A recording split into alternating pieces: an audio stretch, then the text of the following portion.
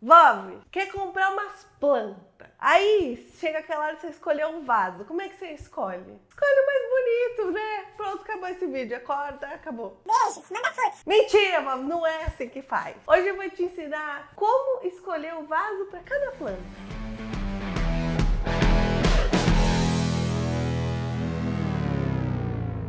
Vou te contar um segredo desde já para a gente começar essa conversa. Quem vai mandar no tipo de vaso, sabe quem que é? É quem comprar o vaso, a dona. Não, errou. Nota 0 para ele. Errou! Quem vai escolher o tipo do vaso vai ser a raiz da sua plantinha. E aí hoje eu vou te ensinar um pouquinho sobre isso. Como é que a gente vai fazer? Primeiro a gente vai partir de um lugar muito legal. Nem é legal. Não é legal. Quando eu falo que é legal é porque não é legal, já saiba disso. É porque eu gosto muito de botânica, mas ajuda muito. Basicamente, existem dois tipos de planta. As dicotiledôneas e as monocotiledôneas. Se você quiser saber mais sobre isso, assiste esse vídeo aqui, que eu expliquei direitinho o que é isso. Inclusive, eu começo já a falar dessa história de vaso, ó.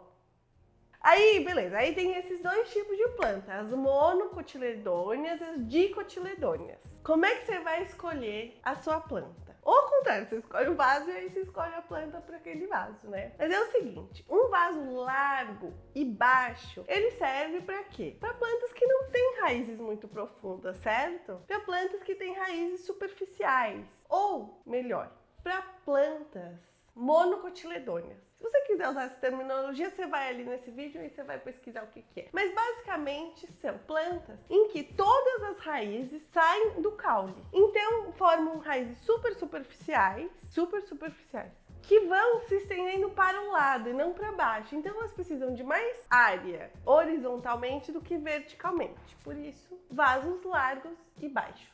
Plantas que são desse tipo: bromélias, milho, cebolinha, salsinha, trigo, gramíneas, plantas desse gênero, tipo assim, meio mato, ou plantas como as samambaias, que não são nenhuma nem outra, mas têm as raízes superficiais, elas não conseguem desenvolver raízes muito grandes. E aí, por outro lado, a gente tem as dicotiledôneas, que essas sim, com certeza, vão ter as raízes mais profundas. Mas assim, com certeza, isso não tô te dando uma escala exata, tá bom? Só quer dizer que elas têm as raízes mais profundas. Então, um vaso profundo, mais profundo do que largo, é uma coisa importante. Agora, o tamanho disso vai depender da sua planta. E aí, essas plantas são basicamente a maior parte das plantas que a gente conhece. Quando você vê uma árvore, por exemplo, ela é dicotiledônea. A maioria das plantas são dicotiledôneas. Então quer dizer que a maioria das plantas, isso você pode olhar quando você for tirar uma planta. Quando ela tem uma raiz principal e secundárias, o que isso quer dizer? Que ela vai precisar de muito mais profundidade do que de largura para crescer. E é isso. Outros vasos que você pode querer comprar e as raízes perspectivas e as raízes respectivas. Por exemplo, existem umas raízes que chamam tuberosas, que quer dizer que elas têm tubérculos. Tem as famosas batatas, por exemplo, Caladium, sabe? Caladium, Alocasia.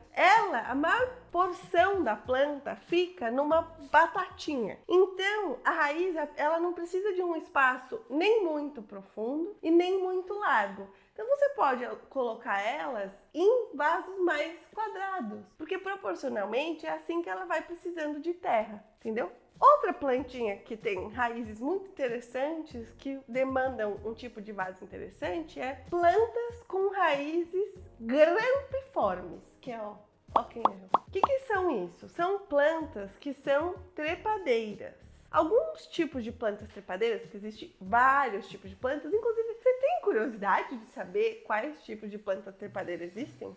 Comenta aqui embaixo se quer saber os tipos de planta trepadeira que existem. E aí, o que acontece em algumas espécies? Ela vai trepando, né? Ela vai subindo em algum lugar. E aí tem uns tipos que ela cria tipo um pé. Ela bota um pé assim e ela gruda pode ser noutra planta, pode ser numa parede, num aparato, qualquer coisa, ela vai grudando. E aí, essa planta, na parte inferior dela, ela não usa tanto para sustentação. E então, ela tem uma raiz principal, que é por onde ela vai começar a viver, e depois ela vai tendo várias outras raízes distribuídas por essa planta que vai crescendo para cima, mas não porque ela se sustenta, porque ela vai trepando em outras coisas. Então, no final, uma planta que tem esse tipo de raiz não tem muita necessidade de um vaso muito grande, apesar da planta ser grande, entendeu? Tem uma planta, sabe quem faz isso? A Monstera faz isso, o AMB faz isso. Que tem a planta, elas são plantas que escalam outras plantas, mas elas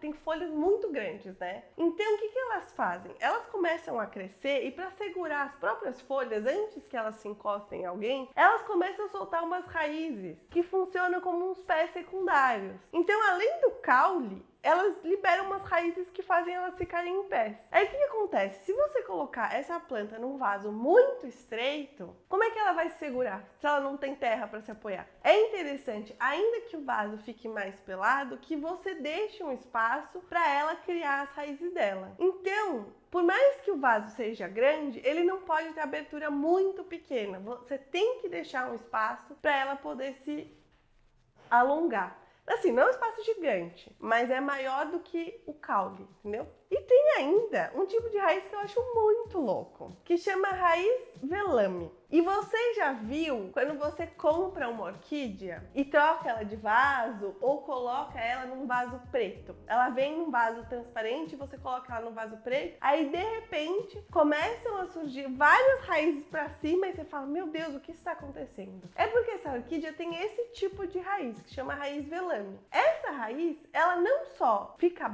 bem no sol, como ela precisa tomar sol. Por isso que ela vem naquele vaso transparente, sabe? Então, vovós, quando você for comprar um vaso, você pode levar isso em consideração. Mas a verdade verdadeira é que se sua planta estiver feliz, tá tudo certo. Se você escolher um vaso que é quadrado em vez de mais longo do que largo, talvez a altura dela já seja suficiente. Se você escolher um vaso largo, mas no fim a sua planta tem a raiz muito pequena, apesar dela ser uma dicotiledônia, pode ser que tudo bem. Mas quando você estiver escolhendo um vaso, leva isso em consideração. Às vezes colocar a planta na geometria correta faz com que você tenha que trocar ela menos de vaso, entendeu? Aproveita e vê o vídeo que eu falo dessa aqui, ó. Ó. Como é que faz um vaso para filodendro? Beijos, manda foods.